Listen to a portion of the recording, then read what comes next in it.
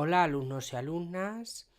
Tras haber trabajado la teoría de la primera parte del vídeo, vamos con la segunda parte de la lección de estática de fluidos, en el que vamos a ver el principio de Pascal, el principio de Arquímedes y asociado al principio de Arquímedes vamos a ver un poquito de sus aplicaciones.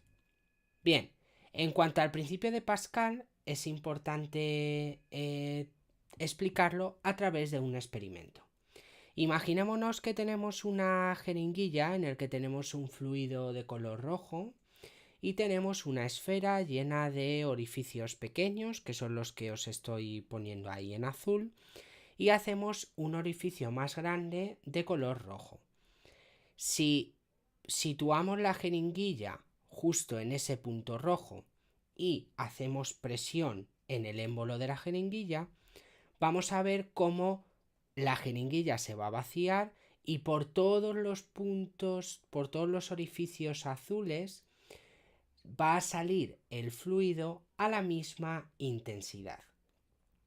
Como ya sabéis, a través de este experimento se comprueba el principio de Pascal y de manera teórica, ya sabéis que yo no soy mucho de que utilicéis en exceso la memoria, pero os leo tal cual, que es que la presión que se ejerce sobre un líquido en equilibrio se va a transmitir con la misma intensidad a todos los puntos del mismo. Existen numerosas aplicaciones del principio de Pascal, nosotros nos vamos a entretener en una en concreto, pero os voy a mencionar otra y que la vais a trabajar seguramente en clase.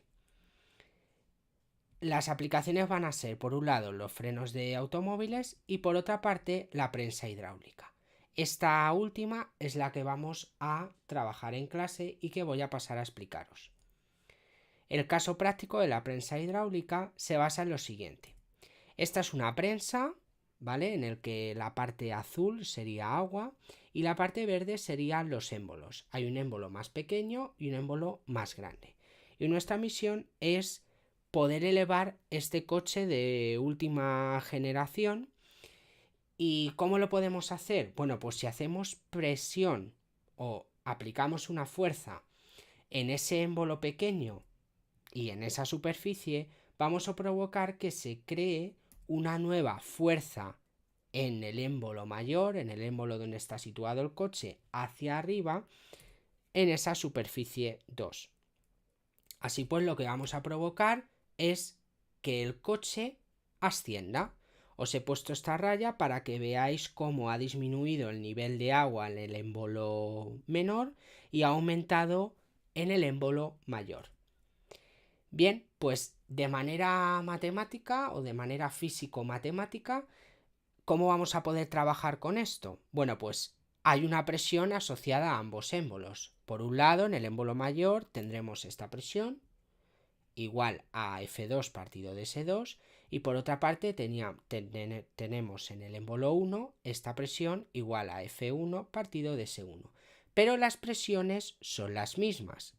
Si las presiones son las mismas, podemos igualar ambas expresiones y vamos a obtener esta ecuación final de la que vamos a poder sacar ejercicios y trabajar con ella.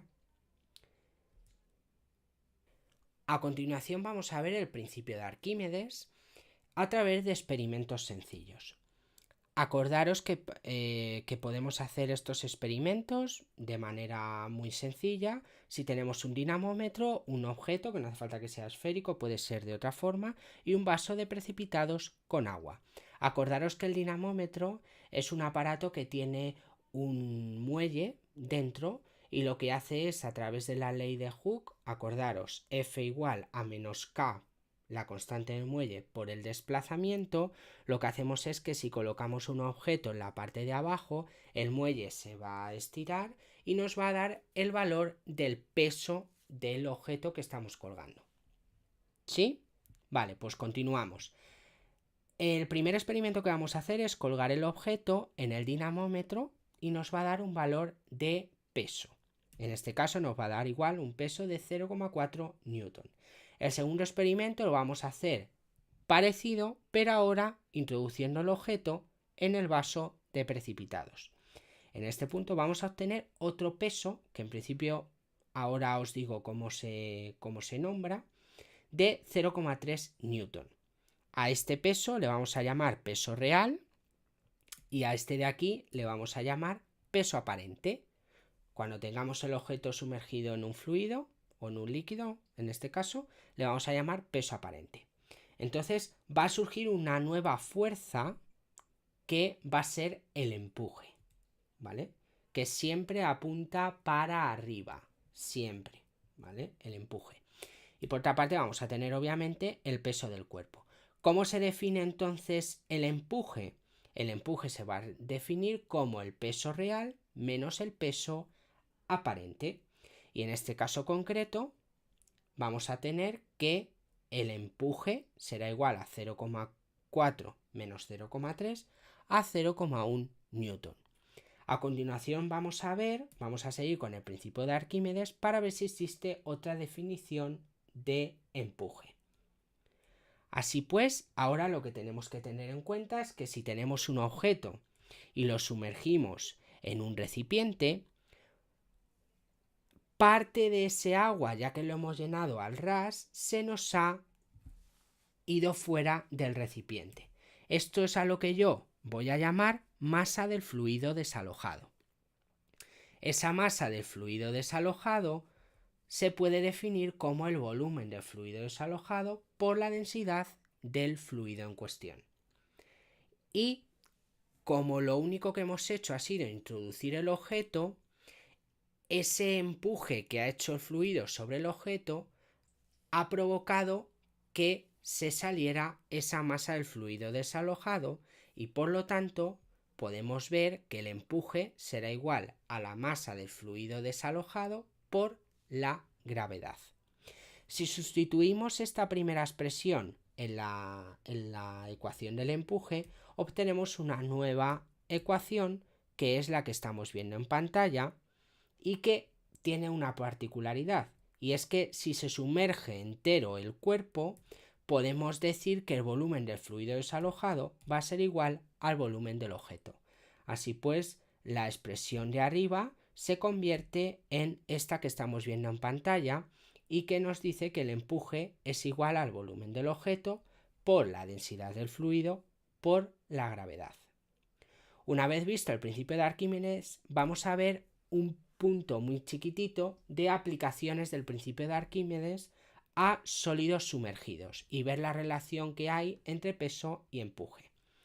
Bien, vamos a ver tres casos. El primero de los casos es que el sólido se va a hundir. Imaginaos que tenemos el recipiente que ya os he puesto en otras diapositivas y situamos un objeto arriba, el que sea, y el objeto se va a ir para abajo, para el fondo. Las fuerzas en las que están actuando sobre este objeto van a ser el empuje, que siempre es hacia arriba, acordaros, y el peso, que es hacia abajo. Pero es superior el valor del peso con respecto al empuje. Así pues hay una fuerza extra que lo que está haciendo es que el peso sea mayor que el empuje. Y así pues, debido a las expresiones que hemos puesto anteriormente, podemos convertir en lo que estamos viendo en pantalla. Este sería el primer caso, ¿vale? El caso 2 sería que el sólido se encuentre en equilibrio con el fluido. Imaginaos que tenemos el envase o el recipiente y situamos el objeto. En este caso, tanto el empuje como el peso serían lo mismo y ninguno va a tirar más que otro. Entonces la fuerza va a ser 0 y el peso será igual al empuje.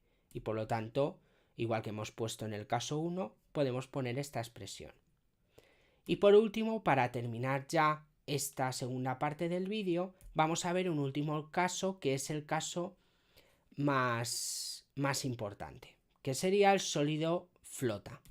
Si tenemos el objeto y lo situamos en la parte de abajo, se nos va a ir hacia la parte de arriba.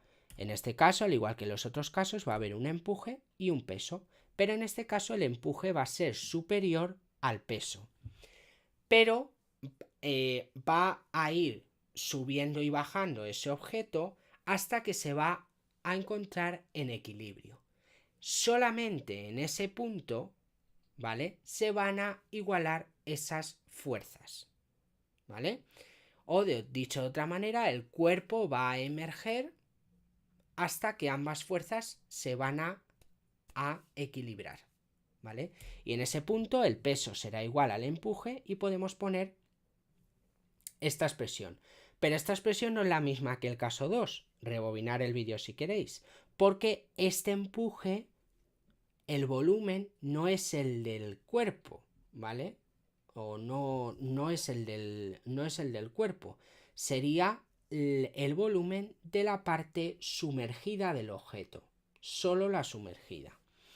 Así pues, la masa del cuerpo la podemos sustituir por volumen del cuerpo por densidad del cuerpo. Se nos van a anular las gravedades y podemos obtener esta relación entre los volúmenes y las densidades, ¿vale? Con la que a lo mejor trabajamos algunos ejercicios.